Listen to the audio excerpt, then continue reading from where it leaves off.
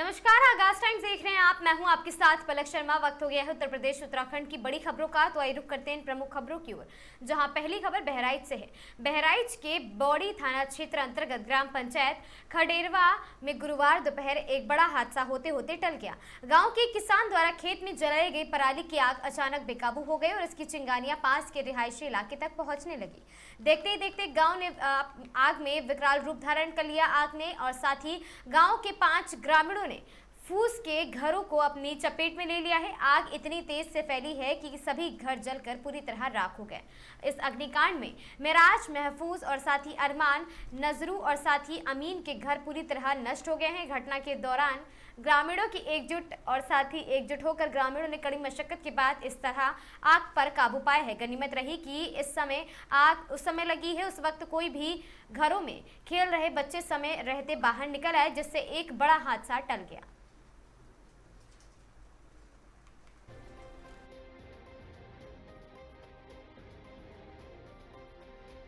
मेराज कौन सा गांव है? ये ढकरवा है। ये आग कैसे लगी, क्या हुआ पूरा? ये आग जो है इसको खेत फूके हैं, उसके लिए बता देना चाहिए कि हमने फूकने जा रहा हूँ भाई, तो हम कोई का पानी वानी लेकर खड़े हो जाते, फूक के चले गए हैं इस बयार में। और पूरा सबके पाँचों जने के मरहा बाकायदा 2-2 तखत थे, गेहूँ भी धरा था 2-2 4-4 बुरिया, भूसा धरा था, सब बढ़ गया, सब जल गया, सब बढ़ गया, फूक के चले गए हैं। यूँ ना है कि कम से कम हम ध्यान कर ले बैठते कि भाई फूके हैं। जनपद बदायूं के इस्लाम नगर थाना क्षेत्र के गांव कोठा का रहने वाला 19 वर्षीय सचिन कुमार पुत्र सुभाष चंद्र कक्षा 12वीं का छात्र था और इसका आज रिजल्ट घोषित होना था। इसी के चलते सचिन कुमार अपने ट्रैक्टर और ड्राइवर के साथ उघैती थाना क्षेत्र के पिनौनी गांव में ट्रैक्टर ट्रॉली में भरकर गेहूं बेचने आढ़त पर गया था। आढ़त पर गेहूं बेचने से पहले धर्म काटा करने को ड्राइवर ट्रैक्टर ट्रॉली को ले गया और धर्म काटे पर ही ट्रैक्टर ट्रॉली से ड्राइवर उतरकर कहीं चला गया। इसी बीच सचिन ट्रैक्टर ट्रॉली से स्टीयरिंग पर बैठ गया और उसने ट्रैक्टर स्टार्ट कर दिया। ट्रैक्टर स्टार्ट करते ही सचिन ट्रैक्टर को नहीं संभाल पाया। अचानक ट्रैक्टर दीवार से जा टकराया। दीवार से टकराते ही दीवार का विम सिर के सचिन के ऊपर आकर गिरा है, जिसमें दबकर उसकी मौके पर ही मौत हो गई।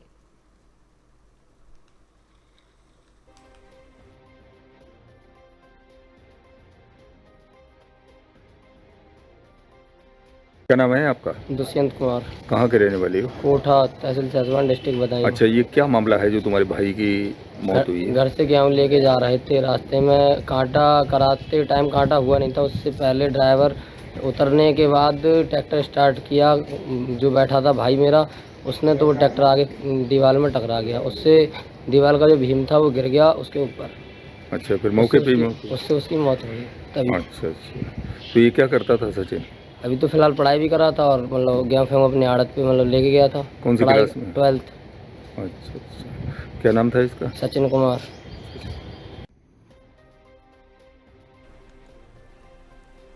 कानपुर के थाना महाराजपुर क्षेत्र में 11 वर्षीय छात्र दिव्यांश की संदिग्ध और बेहद दर्दनाक मौत ने पूरे इलाके को झकझोर दिया है। परिजनों के मुताबिक दिव्यांश को 15 अप्रैल को रामानुज भागवत वेद विद्यापीठ गुरुकुल में वैदिक शिक्षा में दाखिल कराया गया था और साथ ही परिवार का कहना है कि उसने रोजाना फोन पर बात होती थी, सब कुछ सामान्य लग रहा था। मंगलवार को भी परिवार की उससे बातचीत हुई थी, लेकिन बुधवार सुबह अचानक एक रिश्तेदार के जरिए सूचना मिली कि दिव्यांश सीढ़ियों से गिर गया, गंभीर रूप से घायल हो गया है। जब परिजनों ने शव देखा तो उसके होश उड़ गए हैं। परिजनों का आरोप है कि इस सूचना के कुछ ही समय बाद गुरुकुल संचालक कन्हैया लाल मिश्रा कार से दिव्यांश को शव लेकर पहुंचे हैं और घर पर थोड़ी ही दूर पर शव छोड़कर मौके से फरार हो गए हैं। घटना के बाद गांव में भारी आक्रोश फैल गया है और ग्रामीणों ने कड़ी कार्रवाई की मांग की है। पिता नरेंद्र द्विवेदी की तहरीर पर पुलिस ने गुरुकुल संचालक और चालक के खिलाफ हत्या और साक्ष्य मिटाने की धाराओं में मामला दर्ज कर लिया है।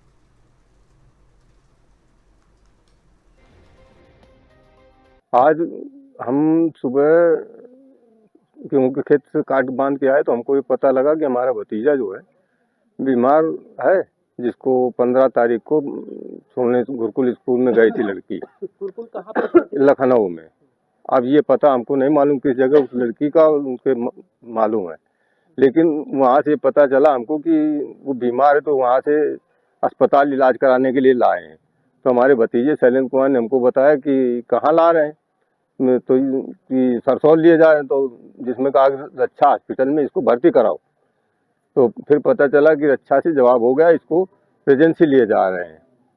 तो मतलब सही हालत है रेजेंसी में। तो हमने कहा उधर हम इस समय ड्यूटी जा रहे थे, तो जगह पर जब पहुँचे तो हमको लड़के ने बताया कि वो ख़त्म हो चुका।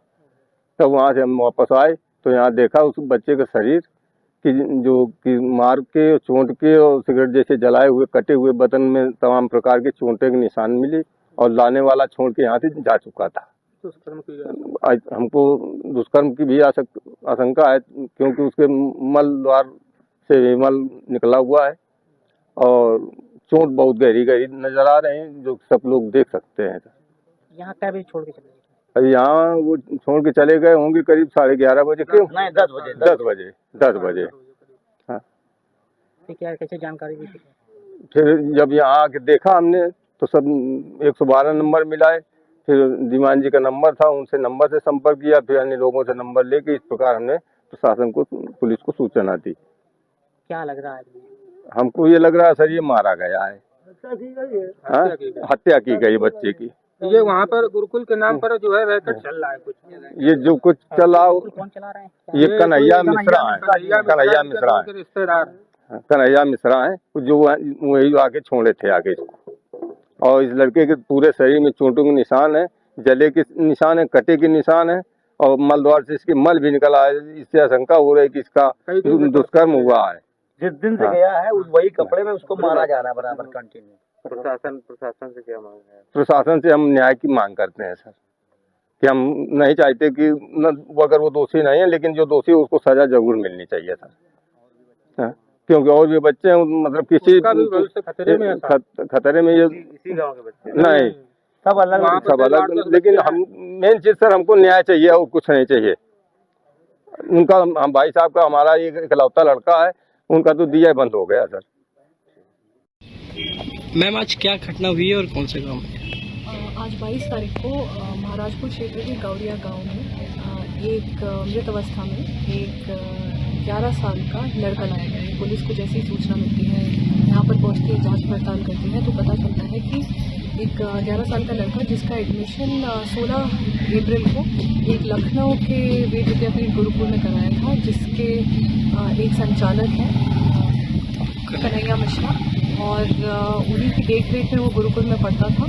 और आज सुबह परिवार को कॉल आता है कि ये घटना हो गई है लड़के के साथ, वो सीधे से गिर गया है और भी चीज़ें बताई जाती हैं। और गाड़ी लेके कन्हैया मिश्रा ड्राइवर के साथ आता है और लड़के को यहाँ पे परिवार के साथ छोड़ के चला जाता है। और परिवार इसको कई अस्पताल में ले जाते हैं, जहाँ पे ये मृत घोषित कर दिया जाता है। अभी हम लोगों ने उस बच्चे को हॉस्पिटल भेजा है, उसके पोस्टमार्टम के लिए पैनी के द्वारा पोस्टमार्टम कराया जाएगा और FIR दर्ज कराया जाएगा। परिजन हत्या का आरोप लगा रहे हैं। परिजन हत्या का आरोप लगा रहे हैं, इसकी पूरी जांच पड़ताल होगी। हम लोगों ने एक टीम भी एक्टिवेट कर दी है, जो लखनऊ में जाके पूरी जांच करेगी। परिजन बच्चे के साथ कुछ गलत आशंका जता रहे हैं। इन सब चीज़ों की जांच पड़ताल होगी और ये पोस्टमार्टम के बाद ही हम लोग बता सकते हैं कि किस तरीके की चोटें हैं।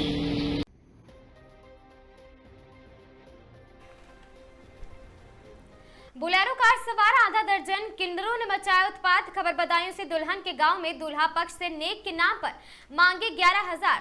दूल्हा पक्ष और किन्नरों के विवाद के बीच किन्नरों ने अर्धनग्न होकर किया है प्रदर्शन। अश्लील हरकतें करने के बाद ग्रामीणों ने विरोध किया। ग्रामीणों के विरोध के बाद किन्नरों ने कार से निकलकर तमंचे से की है फायरिंग से बारात ग्रामीणों ने मची भगदड़ और ग्रामीणों ने दी पुलिस को सूचना। पुलिस ने मौके पर किन्नरों के पास से तमंचा बरामद कर सभी किन्नरों को पकड़ा है और साथ ही कुंवरगांव थाना क्षेत्र के हुसैनपुर गांव का वारदातपुरी बताई जा रहा मामला।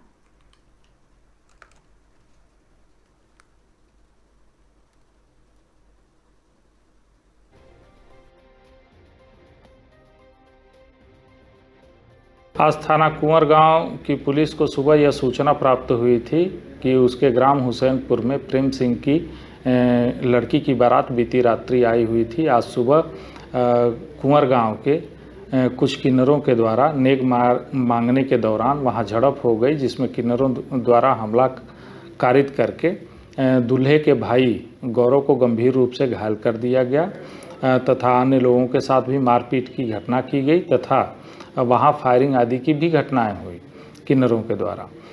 पुलिस टीम इस सूचना पर तत्काल मौके पर पहुंची और वहां 6 किन्नरों को हिरासत में लिया तथा उनके द्वारा प्रयुक्त गाड़ी की सघन तलाशी की गई तो उसमें 2 तमंचे और खोखा कारतूस तथा जिंदा कारतूस एवं लकड़ी के डंडे, कैंची आदि बरामद हुआ है। इसमें घायल को चिकित्सा हेतु हॉस्पिटल भिजवा दिया गया है। लिखित तहरीर प्राप्त कर ली गई है। सुसंगत धाराओं में अभियोग पंजीकृत किया जा रहा है। इसमें अग्रिम विधिक कार्रवाई प्रचलित।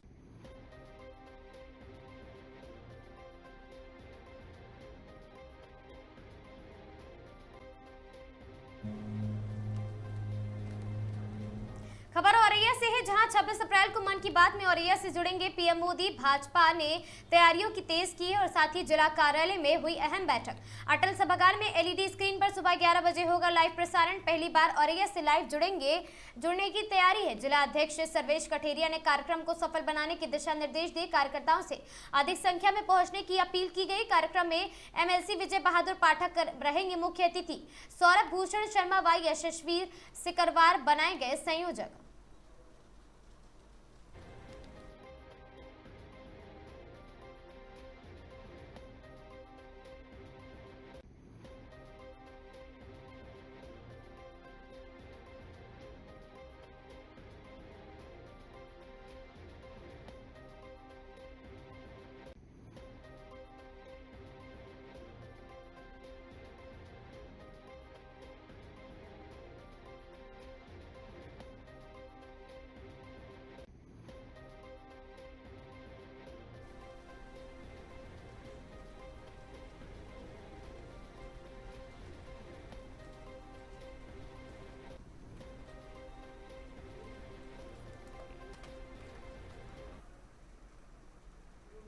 लखीमपुर खीरी के मोहम्मदी तहसील क्षेत्र से इस वक्त की बड़ी खबर सामने आ रही, जहां श्रीराम लिमिटेड अजबापुर स्थित पावर प्लांट में टरबाइन के पास अचानक आग लग गई है। आग लगने के कारणों का फिलहाल पता नहीं चल सका। सूचना मिलते ही दमकल विभाग की कई गाड़ियां मौके पर पहुंच गई हैं और आग बुझाने की अभियान को तेज कर दिया गया। प्राथमिक जानकारी के मुताबिक अभी तक किसी के हताहत होने की कोई सूचना नहीं है। दमकल की टीम ने आग पर काबू पा लिया। फिलहाल राहत और बचाव कार्य जारी है और स्थिति को नियंत्रण में लाने की कोशिश की जा रही।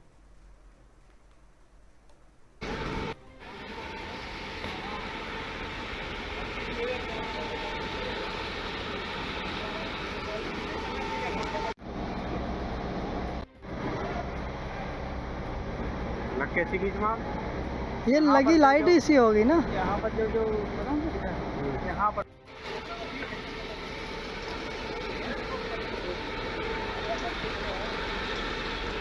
खबर सीतापुर से है, जहां मानवता और सेवा का सच्चा अर्थ तब है जब हम किसी जरूरतमंद के जीवन में उम्मीद की रोशनी बन सके।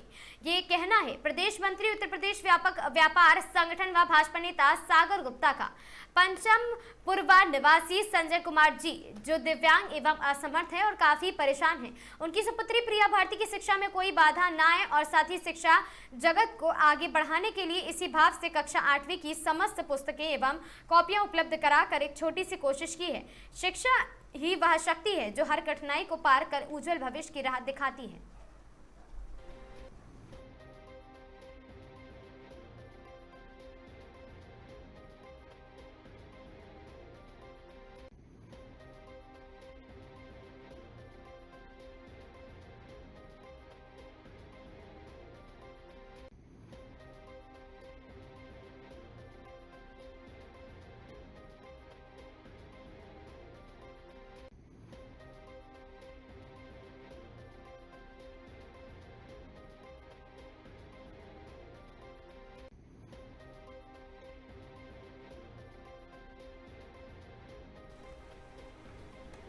वाराणसी में यूपी बोर्ड का रिजल्ट आने के बाद तमाम छात्रों के चेहरे पर खुशी की लहर दौड़ गई है और साथ ही जैसे यूपी बोर्ड का रिजल्ट घोषित हुआ उसके बाद हर हर महादेव के नारे लगाए गए। इस बार भी छात्राओं ने बाजी मारी और वहीं यूपी बोर्ड की परीक्षाओं में काशी के क्वींस कॉलेज की 10वीं की छात्र प्रजापति ने पूरे प्रदेश में 6वां स्थान प्राप्त किया है।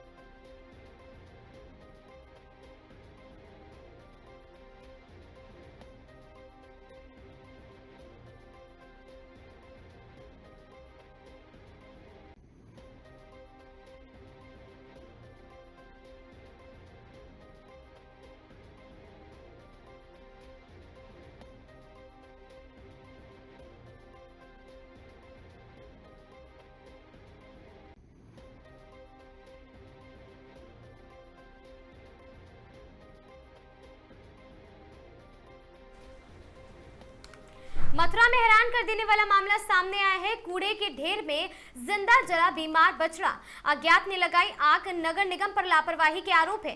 बेजुबान की दर्दनाक मौत। कूड़े में आग लगने से बीमार बछड़े ने तोड़ा है दम। कूड़ा निस्तारण या हत्या? आग में झुलसकर बछड़े की मौत। निगम की कार्यशैली पर सवाल उठे।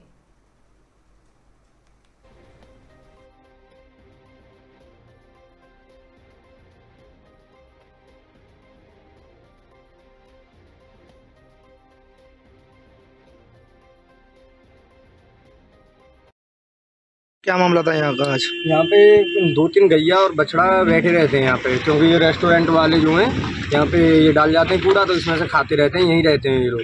मैं सुबह 9 बजे से यहाँ होके जा रहा था, तो यहाँ पे एक बछड़ा है बैठा हुआ था, बीमार था ये। अब मैं 12 बजे से वापस आया हूँ तो देखा है मैंने यहाँ पे आँच लग रही है और ये बछड़ा आधा जल चुका है और ये ख़त्म हो गया है। तब इसमें सुबह गया था तो ये जिंदा था।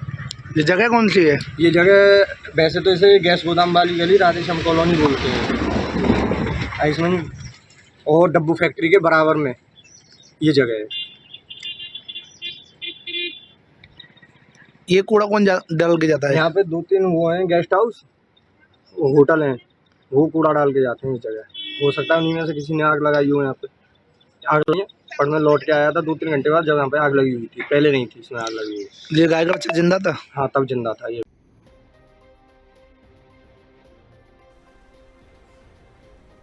लखीमपुर खीरी से एक बेहद दर्दनाक सड़क हादसे की खबर सामने आई, जहां आपको बता दें घटना आज दोपहर करीब 1 बजे की है, जब एक परिवार अपने अन्य परिजनों के साथ बहराइच से मुंडन संस्कार कराकर वापस अपने गांव आ रहा था। तभी अचानक पड़ुआ थाना क्षेत्र के अंतर्गत बोझिया पेट्रोल पंप के पास ट्रैक्टर चालक ने नियंत्रण खो दिया, जिसके चलते ट्रैक्टर अनियंत्रित होकर गहरे गड्ढे में ट्रॉली सहित पलट गया। वहीं मौके पर मौजूद स्थानीय लोगों ने तुरंत राहत बचाव कार्य शुरू कर दिया। साथ ही पुलिस को सूचना दी गई। वहीं मौके पर पहुंची पुलिस ने स्वास्थ्य विभाग को सूचना दी, जिसके बाद सभी घायलों को जिला अस्पताल भेजा गया है।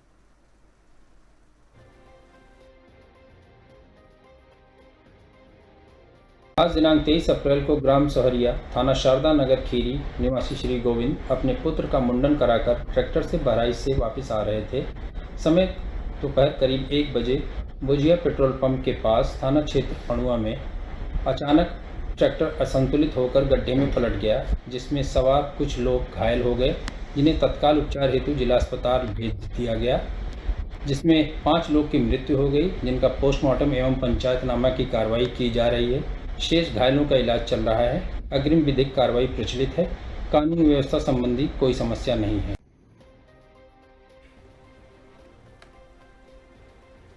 खबर सोनभद्र से है, जहां महात्मा गांधी काशी विद्यापीठ के तहत जागरूकता रैली का आयोजन किया गया।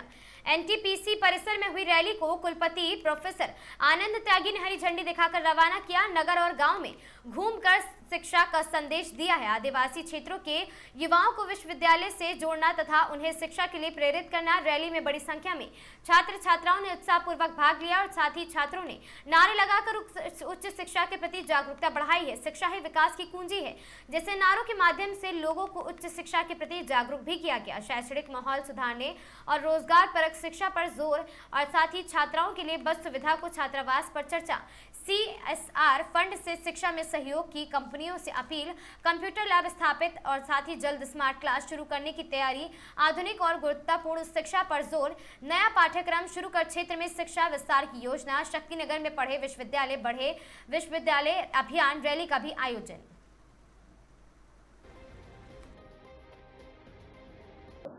देखिए, शक्तिनगर में हमारा ये परिसर, महात्मा गांधी काशी विद्यापीठ का ये परिसर सुदूर क्षेत्र में, जहाँ पे के आदिवासी बहुल क्षेत्र है, उसमें शिक्षा के प्रसार केवल इसमें हमारे यहाँ पारंपरिक शिक्षा ही नहीं अपितु जॉब ओरिएंटेड कोर्सेज भी हैं। उस सब के बारे में विश्वविद्यालय किस हद तक सफल रहा और जो कोर्स हमारे रहे उनकी सफलता का स्तर क्या है, साथ ही भविष्य में कौन कौन से और दूसरे ऐसे कोर्सेज हो सकते हैं जो इस क्षेत्र के लिए लाभप्रद हों। इन तमाम चीज़ों के विश्लेषण हेतु बातचीत करने के लिए आज मैंने इस परिसर का दौरा किया और यहाँ पे छात्रों के साथ, अध्यापकों के साथ और जो हमारे शहर के विशिष्ट लोग हैं, पत्रकार बंधु हैं, सभी के साथ मैंने वार्ता की और परिसर की जो कार्य प्रणाली है कैसे चल रही है, क्या क्या छात्रों की समस्याएं हैं, इन सबको सुना भी और जाना भी। तमाम चीज़ों को हम लोगों ने नोट भी किया है। जो जो समस्याएं हो सकती हैं, इनमें एक तो छात्रों के हॉस्टल की समस्या सामने आई। इसी तरह जो छात्र लोकल सुदूर गांवों से आते हैं, उनके आने जाने की एक व्यवस्था के बारे में समस्या सामने आई। साथ ही साथ फीस संबंधी कुछ और समस्याएं, परिणाम संबंधी कुछ समस्याएं सामने आई हैं। उन सब का विश्वविद्यालय संज्ञान लेता है और साथ ही साथ हम लोगों का प्रयास रहेगा कि हम एनटीपीसी से बात करके यदि उनके पास स्थान उपलब्ध है तो बच्चों के लिए एक छोटा हॉस्टल भी खोल दें। इसी तरह जो बच्चे सुदूर गांवों से आते हैं, बच्चियों के लिए तो हमने एक बस की व्यवस्था की है, एनसीएल ने उपलब्ध कराया है। हम चाहते हैं कि बॉयज़ के लिए भी इस तरह की व्यवस्था हो। हम लोगों ने एनटीपीसी और एनसीएल दोनों से रिक्वेस्ट किया है कि यदि इस तरह की चीज़ उनके अंदर सीएसआर में वो उपलब्ध करा सकते हैं तो बहुत अच्छी बात है।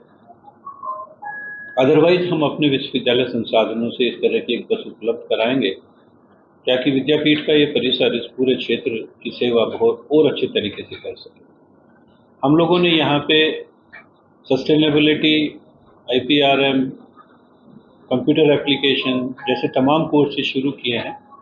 इसके साथ ही साथ विशिष्ट जनों और पत्रकार बंधुओं से बातचीत के दौरान ये भी बात सामने आई है कि कुछ और इस तरह के कोर्सेज हो सकते हैं जो यहाँ पे शुरू किए जाएं, क्योंकि अब सोनभद्र जिला मिर्ज़ापुर यूनिवर्सिटी के अंदर आ गया है। इसलिए अधिनियम की धाराओं के हित में रहते हुए जो भी संभव होगा वो हम लोग नए कोर्स भी खोलेंगे ताकि विद्यापीठ का ये परिसर इस क्षेत्र के उत्थान के लिए अपना योगदान और अच्छे तरीके से दे सके। साथ ही साथ शिक्षकों की समस्याओं के बारे में भी हमने बातचीत की और ये पाया क्योंकि सुदूर क्षेत्र होने की वजह से निश्चित रूप से कुछ समस्याएं हैं, लेकिन फिर भी उनका जो समर्पण है, उनकी जो भावना है वो बहुत अच्छे तरीके से कर रहे हैं। उसके बाद भी जो समस्याएं उन्होंने हमें बताई हैं उन पर हम लोग पूरे गहनता से विचार करते हुए उन समस्याओं का भी निराकरण करने का पूरा प्रयास करेंगे। जिस तरीके से जो बिल्डिंग की समस्या है, जो हॉस्टल की समस्या है, ये क्या लग रहा है किस तरीके से आपके द्वारा बताया गया कि मिर्जापुर के अंतर्गत? सबसे महत्वपूर्ण बात यही है क्योंकि अब जो विधानसभा में अधिनियम पास हुआ है उसमें सोनभद्र अब मिर्जापुर यूनिवर्सिटी के साथ है, तो कोई भी नया चीज़ शुरू करना, कोई नई बिल्डिंग बनाना ऑब्वियसली नियम के विरुद्ध होगा। लेकिन जो भी हमें संसाधन एनटीपीसी ने उपलब्ध कराए हैं, जो हमारा उनके साथ अनुबंध हुआ है, उसमें पारंपरिक शिक्षा के साथ साथ पेशेवर शिक्षा की बात कही गई है। तो निश्चित रूप से अनुबंध के प्रारूप को ध्यान में रखते हुए, उसके जितने भी प्रावधान हैं उनको ध्यान में रखते हुए जो भी चीज़ें हो सकेंगी वो हम अवश्य करेंगे। और इस बारे में हमें पूर्ण सहयोग मिलता रहा है एनटीपीसी का भी और एनसीएल का भी। तो निश्चित रूप से हम लोग एनटीपीसी से अब ये रिक्वेस्ट ज़रूर करेंगे कि वो हमें हॉस्टल के लिए यदि उनके पास उपलब्ध हैं तो 1 या 2 आवास ही उपलब्ध करा दें, ताकि सुदूर क्षेत्रों से आने वाले बच्चे जिनका रोज आना जाना संभव नहीं है, उनके लिए हम लोग जो है इस तरह की चीज़ें जो है उपलब्ध करा दें, हॉस्टल उपलब्ध करा दें या दूसरी तमाम चीज़ें उपलब्ध करा दें।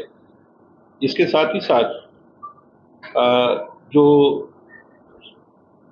बेसिक चीज़ जिसे हम सबसे ज़्यादा महत्व देना चाहेंगे वो ये है कि शिक्षा के क्षेत्र में नवाचार, विशेष रूप से जो कंप्यूटर एप्लीकेशन है या जो शिक्षण जो हम इसे बोलते हैं एजुकेशन टेक्नोलॉजी, जिसमें कैसे नॉलेज डिसिमिनेशन ज़्यादा एफिशिएंटली हम लोग कर सकें, उस सब के लिए तमाम चीज़ें की जा रही हैं। आप लोगों ने देखा ही होगा कि एनसीएल ने हमें कंप्यूटर भी उपलब्ध कराए हैं, उसके साथ साथ पूरा कैंपस हमारा CCTV से कवर्ड है। तो इस तरह की तमाम चीज़ें करवाई जा रही हैं। उसके साथ ही साथ ये भी निर्णय लिया गया कि हम लोग एक स्मार्ट क्लासरूम भी यहाँ पे स्थापित करेंगे, ताकि शिक्षा का जो आज का मॉडर्न स्वरूप है उसको हम सही रूप से लागू कर पाएँ। इसमें निश्चित रूप से हमें लगता है, जैसा कि आज CSR हेड, लोकल हेड यहाँ पे विद्यमान थे, उन्होंने एश्योरेंस भी दिया कि हमारी तरफ से भी पूरा सहयोग उनको मिलेगा।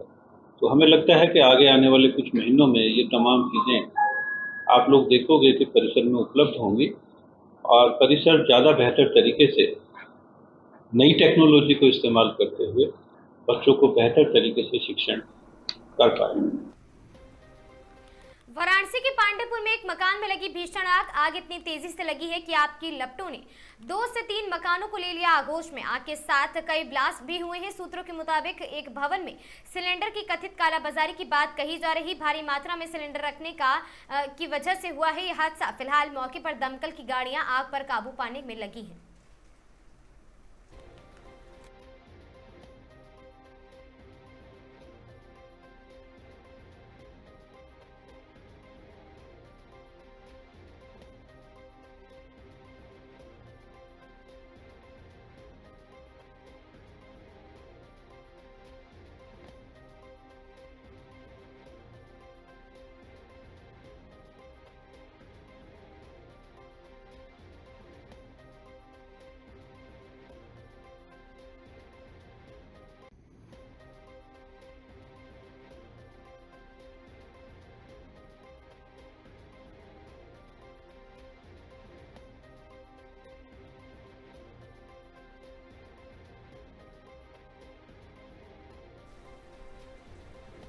हरिद्वार के ज्वालापुर क्षेत्र में हुए रवि चौहान हत्याकांड का पुलिस ने बड़ा खुलासा किया। गुमशुदगी के 2 दिन बाद रानीपुर झाल में मिले शव के मामले में जांच के दौरान सामने आया कि जमीनी विवाद के चलते मृतक के रिश्ते में दामाद ने अपने भतीजे के साथ मिलकर 1.5 लाख रुपए की सुपारी देकर हत्या करवाई थी। पुलिस ने हिस्ट्री शीटर नदीम और उसके साथी दानिश अली को गिरफ्तार कर लिया है, जिनके कब्जे से हत्या में इस्तेमाल बाइक और 61,000 की रकम बरामद की गई। वही वारदात को मुख्य साजिशकर्ता मामा भांजे की तलाश में पुलिस टीमें लगातार दबिश दे रही।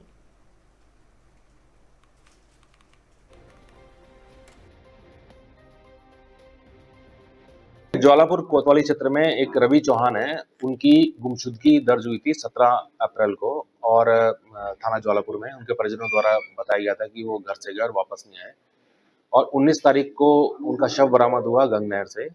तो इस संबंध में उनके परिजनों द्वारा किसी अपराध होने की आशंका बताई गई थी और उनका कुछ विवाद भी चल रहा था संपत्ति का। तो जब इसमें जानकारी की गई तो थोड़ा सीसीटीवी कैमरे से भी इसमें मदद मिली, तो उसमें 2 व्यक्तियों के साथ ये जाते हुए दिखाई दिए शराब पीने के बाद।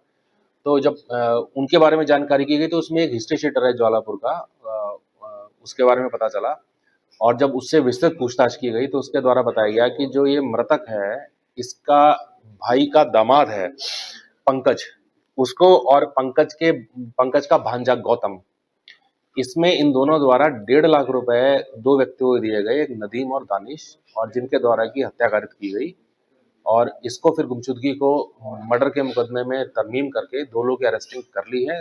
2 लोग क्या करने का हम प्रयास कर रहे हैं और इसमें ये जो भाई के दामाद ने हत्या करवाई रवि चौहान की, इसमें ये इस बात से नाराज था कि इसके भाई ने उपहार में गिफ्ट में अपनी प्रॉपर्टी अपने भाई को दे दी थी, इससे दामाद नाराज था। इस विवाद को सुलझाने के लिए रवि चौहान ने एक प्लॉट जो है अपने भाई के दामाद को दिया भी था, लेकिन ये फिर भी उससे रंजिश रखता था और 1.5 लाख रुपए में इसने हत्या करवाई और इसमें जो जिन्होंने हत्यारे हैं इनके पास से 61,000 रुपए बरामद भी हुए जो कि 1.5 लाख रुपए इनको दिए गए थे।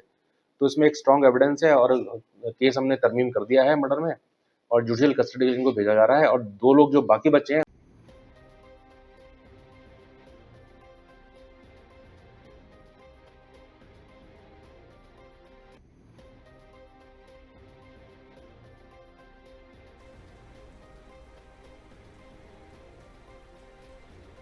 विश्व प्रसिद्ध 4 धाम यात्रा का आगाज 19 अप्रैल से उत्तराखंड में शुरू हो गया है, जहां धार्मिक यात्रा में देश के विभिन्न हिस्सों से यानी बद्रीनाथ, केदारनाथ, यमुनोत्री और गंगोत्री के दर्शन करने के लिए पहुंचते ही तो वहीं उत्तराखंड के नारसन बॉर्डर पर परिवहन विभाग के द्वारा बनाए गए ग्रीन कार्ड सेंटर का निरीक्षण करना पहुंचे उत्तराखंड सरकार के नवनियुक्त परिवहन मंत्री प्रदीप बत्रा, जिन्होंने उत्तराखंड के नारसन बॉर्डर पर परिवहन विभाग द्वारा बनाए गए ग्रीन कार्ड सेंटर पर तमाम व्यवस्थाओं का जायजा लिया। साथ ही उन्होंने 4 धाम यात्रा में आने वाली तमाम श्रद्धालुओं से अपील करते हुए कहा कि यात्रा में साफ सफाई और ग्रीन उत्तराखंड, क्लीन उत्तराखंड पर विशेष ध्यान जरूर दें।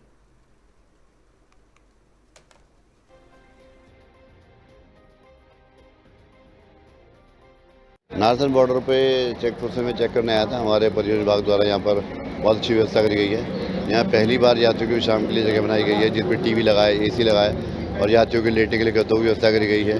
टॉयलेट फैसिलिटी है, कैंटीन फैसिलिटी है। और ग्रीन कार्ड जो बन रहे हैं उनके बारे में मैंने जांच करी, ग्रीन कार्ड बनने में कितना समय लग रहा है, कितनी देर यात्री को इंतजार करनी पड़ रही है। तो इस सब के लिए मैं सोचता हूँ कि यहाँ पे व्यवस्था उचित है और इस सूचना केंद्र का भी यहाँ पर प्रावधान करा जा रहा है, जिससे यात्री को आने के बाद पता लग जाए ग्रीन कार्ड के लिए मुझे कौन कौन से डॉक्यूमेंट चाहिए, कौन से कागज़ मुझे देने हैं। तो सभी चीज़ों की जानकारी लेने के लिए आज यहाँ पर देखने आया था।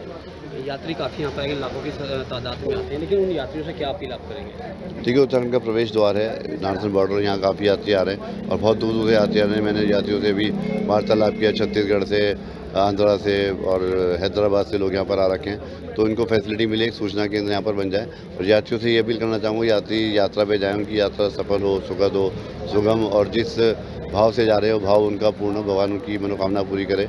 और उत्तराखंड में जाकर पर्यावरण का भी ध्यान रखें, ग्रीन उत्तराखंड, क्लीन उत्तराखंड का बहुत ज़्यादा ध्यान रखें, इधर उधर गंदगी ना फैलाएं। और यात्रियों के लिए यही कहना चाहूँगा, यात्री जो है पॉलीथीन और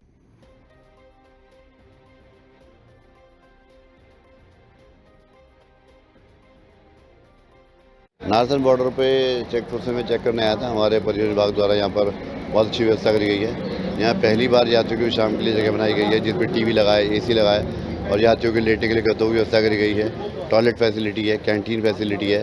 और ग्रीन कार्ड जो बन रहे हैं उनके बारे में मैंने जांच करी, ग्रीन कार्ड बनने में कितना समय लग रहा है, कितनी देर यात्री को इंतजार करनी पड़ रही है। तो इस सब के लिए मैं सोचता हूँ कि यहाँ पे व्यवस्था उचित है और इस सूचना केंद्र का भी यहाँ पर प्रावधान करा जा रहा है, जिससे यात्री को आने के बाद पता लग जाए ग्रीन कार्ड के लिए मुझे कौन कौन से डॉक्यूमेंट चाहिए, कौन से कागज़ मुझे देने हैं। तो सभी चीज़ों की जानकारी लेने के लिए आज यहाँ पर देखने आया था। यात्री काफ़ी यहाँ पर आएंगे, लाखों की तादाद में आते हैं, लेकिन उन यात्रियों से क्या अपील आप करेंगे? ठीक है, उत्तराखंड का प्रवेश द्वार है नारसन बॉर्डर, यहाँ काफ़ी यात्री आ रहे हैं और बहुत दूर दूर से यात्री आ रहे हैं। मैंने यात्रियों से भी वार्तालाप किया, छत्तीसगढ़ से, आंध्रा से और हैदराबाद से लोग यहाँ पर आ रखे हैं। तो इनको फैसिलिटी मिले, एक सूचना केंद्र यहाँ पर बन जाए। और यात्रियों से ये अपील करना चाहूँगा, यात्री यात्रा पे जाएँ, उनकी यात्रा सफल हो, सुखद हो, सुगम, और जिस भाव से जा रहे हो भाव उनका पूर्ण, भगवान उनकी मनोकामना पूरी करे। और उत्तराखंड में जाकर पर्यावरण का भी ध्यान रखें, ग्रीन उत्तराखंड, क्लीन उत्तराखंड का बहुत ज़्यादा ध्यान रखें, इधर उधर गंदगी ना फैलाएं। और यात्रियों के लिए यही कहना चाहूँगा, यात्री जो है पॉलीथीन और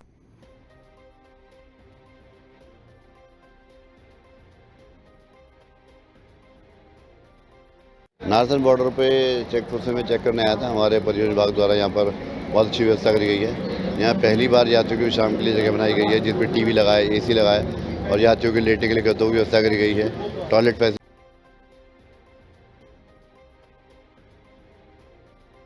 नारसन बॉर्डर पे चेक पोस्ट में चेक करने आया था। हमारे हरिद्वार स्थित सिटी प्राइड होटल में भारतीय जनता पार्टी महिला मोर्चा की राष्ट्रीय महामंत्री अलका गुर्जर ने प्रेस वार्ता करते हुए कहा कि नारी शक्ति बंधन अधिनियम महिलाओं के सशक्तिकरण की दिशा में मोदी सरकार का एक ऐतिहासिक कदम है।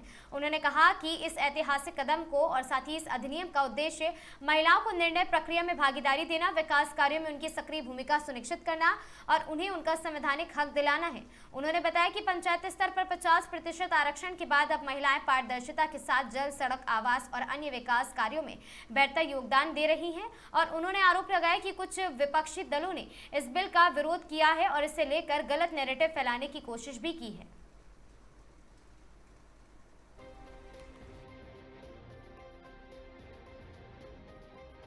आपने कुछ नहीं किया, अब आप उसको संशोधन करना चाह रहे हो। आखिर पहले ही रिजर्वेशन क्यों नहीं दे देते महिलाओं को, इसके बाद संशोधन करते रहो। इसी सवाल में एक चीज और जोड़ रहे हैं कि अगर 23 में पास हो गया है और अब संशोधित बिल गिर गया है, तो क्या वो जो पास हुआ है वो लागू नहीं होगा? देखिए, पहले आपकी बात का जवाब देती हूँ। 2023 में ये पास हो गया था, लेकिन डिलिमिटेशन के लिए 2001 में एक संशोधन लेकर आई थी कांग्रेस की गवर्नमेंट कि 2026 से पहले परिसीमन नहीं होगा।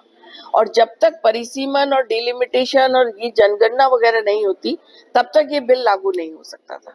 ये बिल 2000 प्रावधान है ऐसे कुछ इससे पहले लागू नहीं होगा। इस बिल में प्रावधान था और उस प्रावधान को में संशोधन के लिए ही ये अभी अमेंडमेंट लाया गया कि जनगणना से पहले परिसीमन करके महिलाओं को उनका हक दिया जा सके। मतलब 2023 में पास ही नहीं हुआ, बिल पास हो गया है। 29 में उनको रिप्रेजेंटेशन मिल जाए, उसके लिए ये बिल अमेंडमेंट लाया गया। बिल पास हो चुका है। आपका जब जनगणना कंप्लीट हो जाएगी, जातिगत वगैरह परिसीमन हो जाएगा, कितना समय उसके अंदर लगता है, 2029 तक तो संभव नहीं है। उसके बाद जो चुनाव होंगे उसमें हमें रिजर्वेशन मिलेगा, लेकिन अभी मिल जाए इसके लिए ये अमेंडमेंट। नारी शक्ति वंदन अधिनियम विमेन डेवलपमेंट से विमेन लेड डेवलपमेंट तक का एक महत्वपूर्ण सफर, महत्वपूर्ण फैसला और महत्वपूर्ण विजन जो मोदी सरकार लेकर आई थी कि महिलाओं को उनका हक मिले, आधी आबादी को निर्णय में भागीदारी, नीति निर्माण में भागीदारी मिले। और आपने देखा कि पंचायतों में जो 50% आरक्षण है वहां पारदर्शिता है और स्वास्थ्य, जल, आप घर के निर्माण का काम, रोड, इंफ्रास्ट्रक्चर डेवलपमेंट, सब काम बहुत अच्छी तरीके से हो रहा है। तो वही पारदर्शिता संसद और विधानसभाओं में रहे, महिलाओं को उनका ड्यू हक मिले, इसके लिए नारी शक्ति वंदन अधिनियम और ये 2029 से लागू हो जाए, इसलिए ये स्पेशल सेशन लाया गया था। लेकिन परिवारवादी पार्टियां, जिन्हें सिर्फ अपने परिवार की महिलाओं के अलावा देश की बेटी को सम्मान देने से गुरेज था, देश की बेटी को उसका हक देने से गुरेज था, उन्होंने इसका पुरजोर विरोध किया और नैरेटिव सेट करने की कोशिश की कि ये जो तुष्टीकरण और वर्ग, अभी तक वर्ग भेद की राजनीति कर रहे थे, उन्होंने नॉर्थ साउथ को भी बांटने की कोशिश की। लेकिन जब सीटें बढ़ जाएंगी, आज 23.7% है साउथ का, बाद में 23.83% हो जाएगा। प्रोपोर्शन के हिसाब से सीटों का डिलिमिटेशन होना था। ये धर्म के आधार पर वर्गीकरण की बात करते हैं, जबकि हमारा संविधान इसका विरोध करता है। हमारे संविधान में धर्म के आधार पर वर्गीकरण स्वीकार्य नहीं है। और इन लोगों ने सिर्फ इसलिए विरोध किया कि आम महिला, आम बहन, गांव की बैठी हुई हमारी बेटी, वो राजनीति में आकर जब काम करने लगेगी तो इनके परिवार की महिलाओं को नुकसान होगा। वो देश की बात करेगी, समाज की बात करेगी, अपने हक की बात करेगी। जो 70 साल तक इन्होंने दबा कर रखा था, उस आवाज को दबाने का काम ये कर रहे हैं, उसका मखौल ये उड़ा रहे हैं। लेकिन महिला अब जागृत हो चुकी है।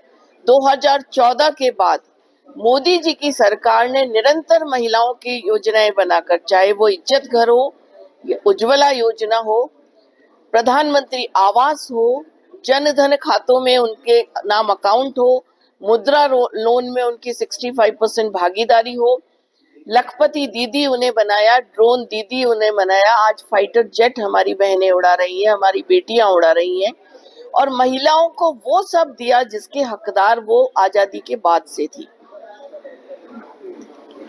अंबेडकर जी के संविधान ने हमारे महिलाओं को मताधिकार दिया, जो विकसित देशों में अभी तक नहीं था।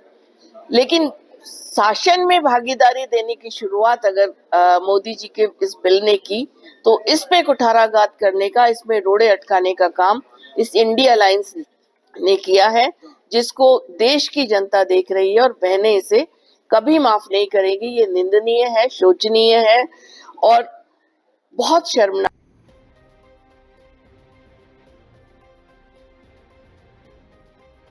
आपने कुछ नहीं किया, अब आप उसको संशोधन करना चाह रहे हो। आखिर पहले ही रिजर्वेशन क्यों नहीं दे देते महिलाओं को, इसके बाद संशोधन करते रहो। इसी सवाल में एक चीज और जोड़ रहे हैं कि अगर 23वें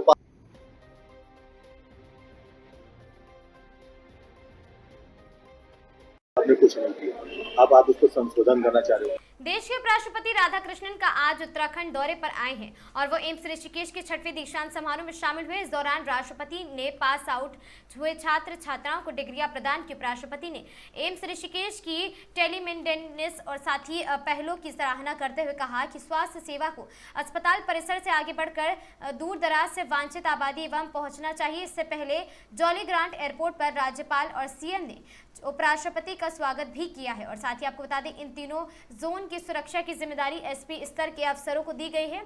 सभी अफसरों और पुलिसकर्मियों ने 3 घंटे पहले ही ड्यूटी ज्वाइन करने को कहा गया था उन सभी से।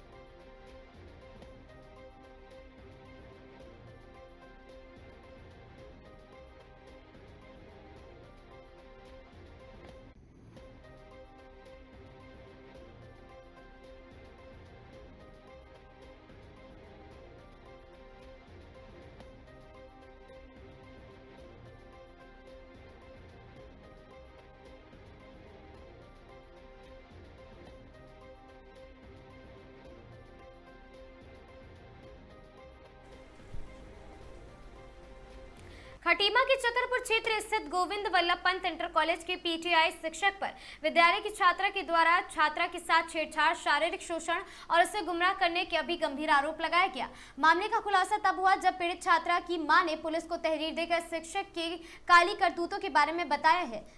आपको बता दें, विश्व हिंदू परिषद ने प्रखंड अध्यक्ष क्षितिज अरोड़ा ने मामले की गंभीरता को बताते हुए कहा कि आरोपी शिक्षक खुद शादीशुदा है और उसके बच्चे भी। इसके बावजूद उसने मासूम छात्रा को प्रेम जाल में फंसाया और उससे जयपुर घुमाने ले गया। हिंदू संगठनों ने इस मामले को तुरंत खंड शिक्षा अधिकारी के सामने उठाया है, जिसके बाद से आरोपी शिक्षक को सस्पेंड कर दिया गया। वहीं बजरंग दल के प्रखंड मंत्री प्रदीप ठाकुर ने बताया कि उन्होंने भाजपा के वरिष्ठ नेताओं के माध्यम से इस चरित्रहीनता की सूचना मिली थी और सूचना मिलते ही बजरंग दल और विश्व हिंदू परिषद के कार्यकर्ता मौके पर पहुंचे हैं और पुलिस प्रशासन को सूचित किया है।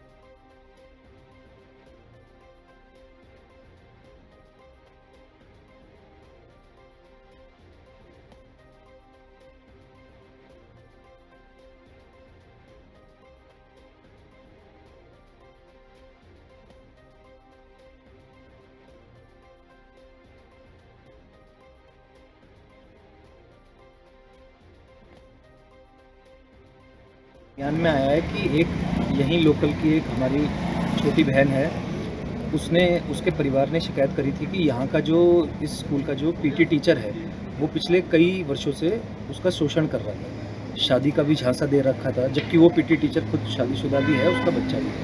तो शादी का भी झांसा दे रखा था और उसको कई जगह वो घुमाने ले गया। कई हमारे संज्ञान में आया है कि वो जयपुर घुमाने ले गया, जिसकी फ़ोटो वीडियो भी उसके फ़ोन से मिली।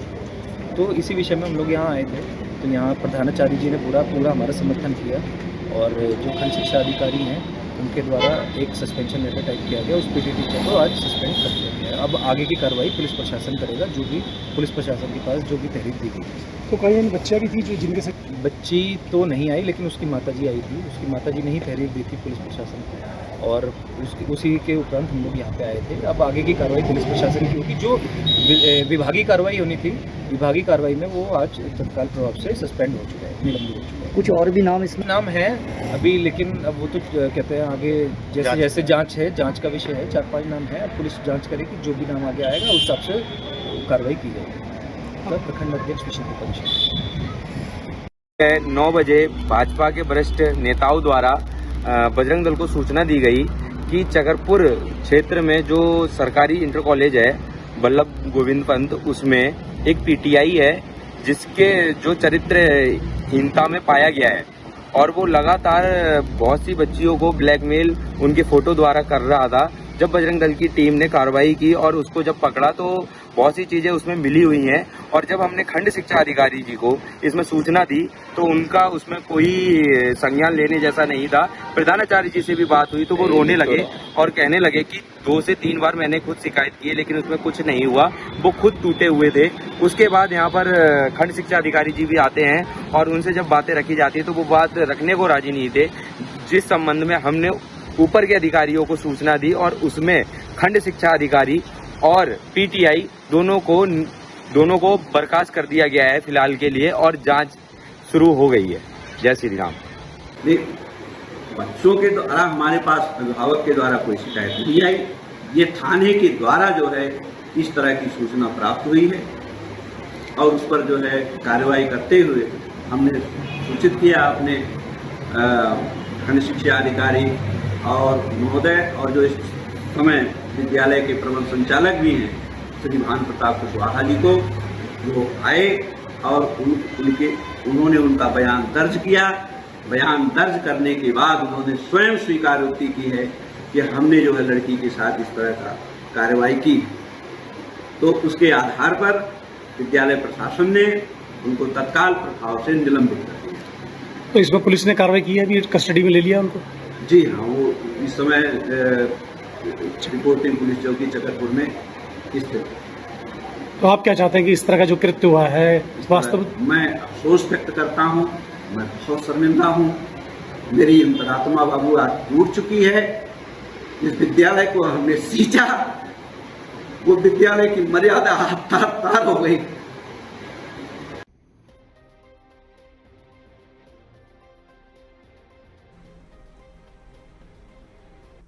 शादी से पहले युवक की हत्या 27 अप्रैल को लग्न 1 मई को होनी थी। शादी रास्ते में बदमाशों ने किया हमला। इटावा थाना क्षेत्र से एक दिल दहला देने वाली घटना सामने आई, जहां शादी से कुछ दिन पहले युवक की हत्या कर दी गई है। दौलतपुरा निवासी 25 वर्षीय धर्मेंद्र सेन पर बीती रात बाइक सवार 3 अज्ञात बदमाशों ने जानलेवा हमला कर दिया, जिसके बाद उपचार के दौरान उसकी मौत हो गई। जानकारी के अनुसार धर्मेंद्र सेन की 27 अप्रैल को लग्न और 1 मई को शादी थी। वह अपने मंगेतर और ससुराल पक्ष के लोगों के साथ इटावा बाजार में शादी की खरीदारी करने आया था। हमले में गंभीर रूप से घायल धर्मेंद्र को पहले इटावा अस्पताल ले जाया गया, जहां से उसकी हालत नाजुक होने पर उसे कोटा रेफर किया गया। घटना के बाद परिवार में खुशी का माहौल मातम में बदल गया। परिजनों का कहना है कि धर्मेंद्र की किसी से कोई रंजिश नहीं थी। ऐसे में हत्या के पीछे की वजह समझ नहीं पा रहे लोग।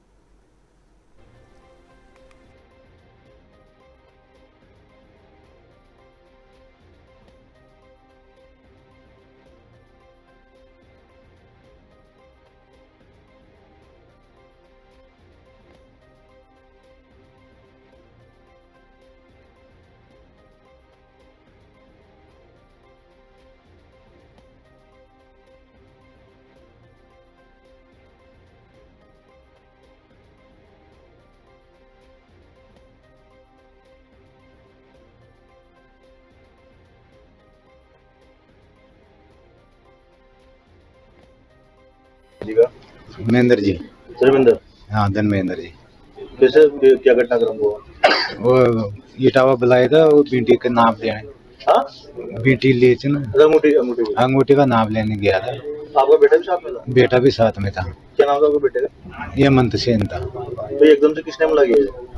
जी वो पहले वहाँ बेटी का नाप देकर जरर का बालाजी गया। जरर का बालाजी से गुंड जी महादेव जी पे वो कह आ रहा था जी गेले में दुर्घटना हो गई। कितने जनों ने मिली मारा? 3 जनों थे। तो क्या डायरेक्ट जानलेवा मारते हुए था? वो मोटरसाइकिल पुचकाने की कोशिश की वहाँ, फिर ऊपर से सब तोड़ देंगे। हाँ, दोनों पैर दोनों हाथ तोड़ दिए। किसी से कोई दुश्मनी कुछ थी? कुछ भी नहीं है सर। हम तो कब किसे गए आप? हाँ, सगाई कब की? सगाई चल रही थी 2 साल से। तो अभी लगन 27 तारीख को? 27 को तो लगा। शादी पेपर को नहीं गया 1 तारीख को। जो दारू पानी कुछ भी नहीं पीता था। किसी से कोई दुश्मनी कुछ? दुश्मनी अब वहाँ नहीं याद, मन तो याद बन। ये कौन से गाँव के रहने वाले? ये दौलतपुरा के। और आप? मैं मुंगेड़ा का। आपका नाम बताओ। जोधराज से। कितने बेटे बच्चे हैं आपके? हमारे 2 बच्चे हैं और 1 बेटा है। ये बड़ी बच्ची से गए? नहीं, उससे बड़ी तो शादीशुदा है। ये दूसरी वाली? ये दूसरी। खबर अजमेर से, जहां महिला आरक्षण के मुद्दे पर कांग्रेस सहित विपक्षी दलों ने खिलाफ सड़कों पर उतरी भाजपा। लोकसभा नेता विपक्ष राहुल गांधी व कांग्रेस सांसदों का बयान रावण रूपी पुतला। और साथ ही आपको बता दें, महिला सहित भाजपा कार्यकर्ताओं ने किया विरोध प्रदर्शन। अजमेर जिला कलेक्ट्रेट पर लोकसभा नेता विपक्ष गांधी और साथ ही राहुल गांधी समेत कांग्रेस और नेताओं का फूका पुतला। जमकर की नारेबाजी। कांग्रेस को चुकानी पड़ेगी इसकी कीमत। जब तक बिल पास नहीं होता तब तक जारी रहेगा आंदोलन। आपको बता दें कि वहां पर बहुत भारी आक्रोश था और साथ ही आंदोलन किया गया। भाजपा नेताओं ने कहा, महिला आरक्षण बिल गिरने से महिलाओं के सपने चकनाचूर हुए।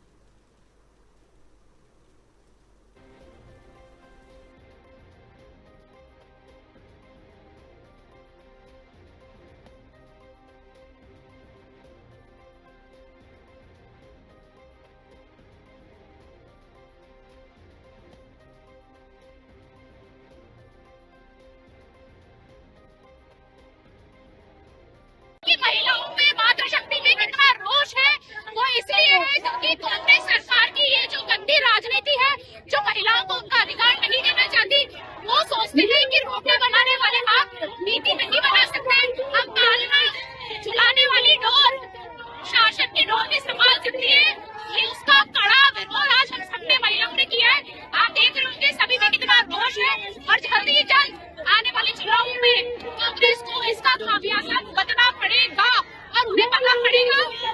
इस बिल को फेल करके वो खुद दिल में घुसेंगे।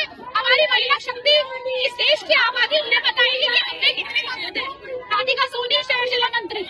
शक्ति वंदन अधिनियम 18 अप्रैल 2026 को जो पारित होने वाला था, तो कांग्रेसियों ने जिस तरह से इस अधिनियम को फेल करने का काम किया है, तो भारतीय जनता पार्टी महिला मोर्चा की तरफ से अजमेर शहर की मातृशक्ति के साथ में विरोध प्रकट किया है कि आपने जिस तरह से महिलाओं का अपमान किया है, ये अपमान का हर्जाना भुगतने के लिए आपको आगे तैयार रहना होगा कि किस तरह से आपने महिलाओं को अपमान किया है 33% आरक्षण को रुकवाकर। कि आप नहीं जानते क्या भारत की आधी आबादी महिलाएं हैं और महिलाएं का वोट बैंक भी बहुत अच्छा था। आप भी चुनाव में देखते होंगे मातृशक्ति किस तरह से गाजे बाजे से वोट देने जाती है और उन महिलाओं का अपमान आपने किया है। वो कहीं न कहीं मातृशक्ति 33% आरक्षण लेकर आगे बढ़ती और चुनाव में MLA या सांसद बनती और रीति नीति में भागीदारी लेती, उसको फेल करने का काम जो कांग्रेस सरकार ने किया है उसी के विरोध में आज विरोध प्रकट किया है। और आने वाले समय में भी जब तक ये विरोध जारी रहेगा, जब तक हम इस अधिनियम को पास नहीं करवा लेते, जब तक हम इसको। सीमा गोस्वामी, बीजेपी।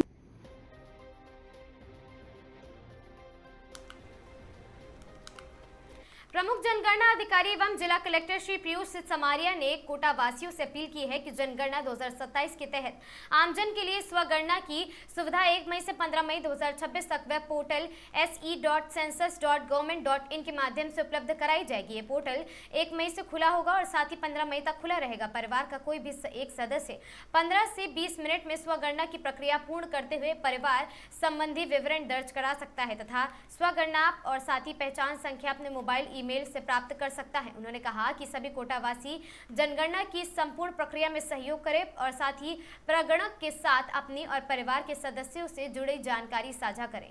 जनगणना प्रक्रिया के दौरान आमजन द्वारा दी गई सभी सूचनाएं जानकारियां गोपनीय रखी जाएंगी।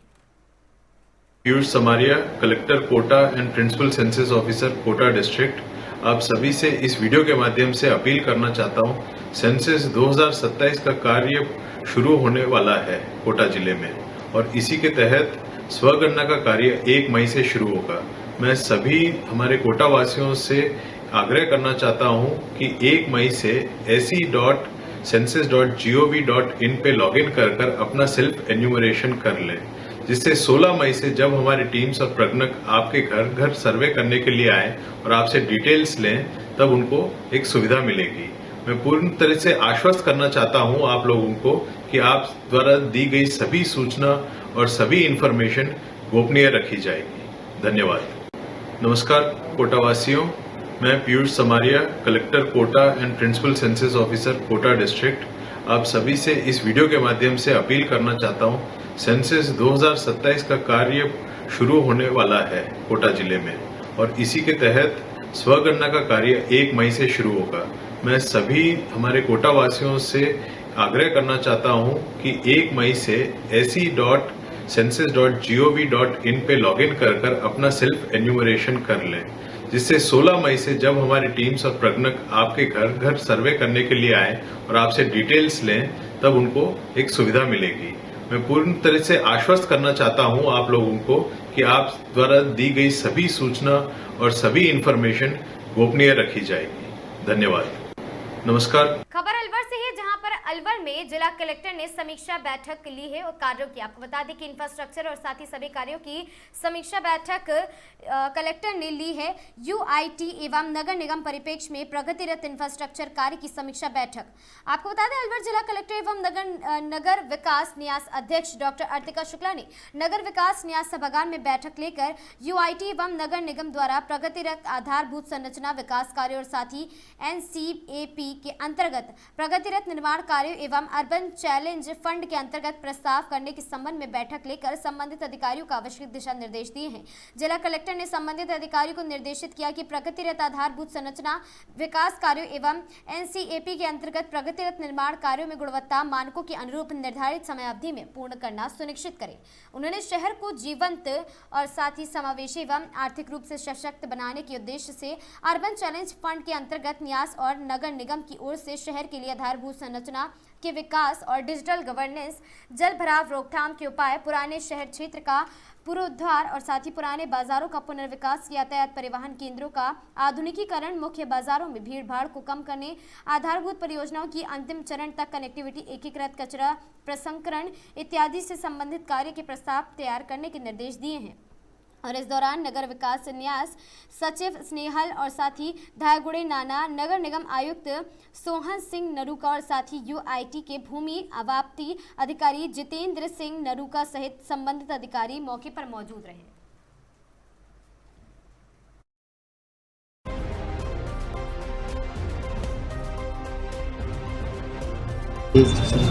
पेंडिंग प्रोजेक्ट्स थे और NCAP के जो नगर निगम के पेंडिंग प्रोजेक्ट्स थे, तो इसमें मोस्टली हमारे प्रोजेक्ट्स अब कंप्लीट होने वाले हैं, जिसमें एक दो जो बड़े थे जैसे सागर के पास एक नया पार्क बनाना और इंटरलॉकिंग के कार्य, ये मुंगस्का नर्सरी से हनुमान सर्कल तक और दोनों की तरफ, वो सारे काम हमारे ट्रैक पे चल रहे हैं। जो मेजर आज देखा उसमें एक तो सारी शहर की लाइट्स का स्मार्ट मैनेजमेंट, उसका वर्क ऑर्डर अब होने वाला है और आगामी 6 महीनों में सारी लाइट्स ही एक IT पैनल के रूप से फिर तैयार होकर उनसे उनका मैनेजमेंट होगा। सेकंड, एक नया हाउसिंग प्रोजेक्ट अलवर में आने वाला है जिसमें 48 यूनिट्स बनेंगे और इसका शुरुआत मौके पे ही, इसके काम की शुरुआत अगले महीने से हो जाएगी। उसके लिए विस्तार से अभी सेक्रेटरी मैडम आपको बताएंगे। ये केंद्र सरकार द्वारा सैंक्शन प्रोजेक्ट है और ये विदिन 1 ईयर ग्राउंड पे आ जाएगा। और इसके साथ ही आज हमने एक अर्बन चैलेंज फंड जो होता है, एक नई स्कीम आई है जिसमें urban challenge fund ministry of housing affairs ने हमसे प्रोजेक्ट्स मांगे हैं। तो उसमें हर तरह के प्रोजेक्ट, चाहे वो नए फ्लाईओवर के, हमने मिसिंग नालियों के, मिसिंग सड़कों के, और जितने भी हमारे ये लेगेसी यानी पुराने जो क्षेत्र हैं उनमें जिस भी कामों की हमें आवश्यकता थी, डिजिटल गवर्नेंस के ये सारे कामों को लेने के लिए निर्देशित किया है। तो इनके भी कुछ नए प्रोजेक्ट्स अब हम केंद्र सरकार को भेजेंगे स्टेट के माध्यम से। मैम, एक नाली का जो बरसात से पहले जो नाले हैं ये आप कुछ सफाई करवा रहे हैं और कुछ बच रहे हैं, तो ये कब तक सफाई हो जाएगी? तो इसकी पूरी टाइमलाइन है हमारी। हमने तो 15 मई तक करने का पूरा प्रोग्राम किया है और आज भी उसकी विस्तृत चर्चा की है। तो जो भी बचे उसके लिए लास्ट टाइम हमने एक सुपर सकर मशीन भी खरीदी थी, तो उस मशीन के माध्यम से उन जो जटिल थोड़े नाले हैं उनमें सफाई की जाएगी और 15 मई तक हमारा। मैम, एक 3 स्कीम है आपकी, रोहिणी साकेत 1300 वर्ग जमीन है ये, और UIT के लिए बहुत बढ़िया स्कीम है ये। इसको बहुत ही बड़ी ज़मीन है, इसमें लगभग 300 बीघा भूमि है और ये हमारी पूरी प्लानिंग के साथ केंद्र ये स्टेट गवर्नमेंट को गई हुई है और वहाँ से जैसे ही ये यस होके आती है, इसकी बिल्कुल हमें उम्मीद है कि इस पर हम काम करेंगे। धन्यवाद। इन खबरों में आज के लिए बस इतना ही। ऐसी खबरों से लगातार जुड़े रहने के लिए बने रहें हमारे साथ और देखते रहें आगाज़ टाइम।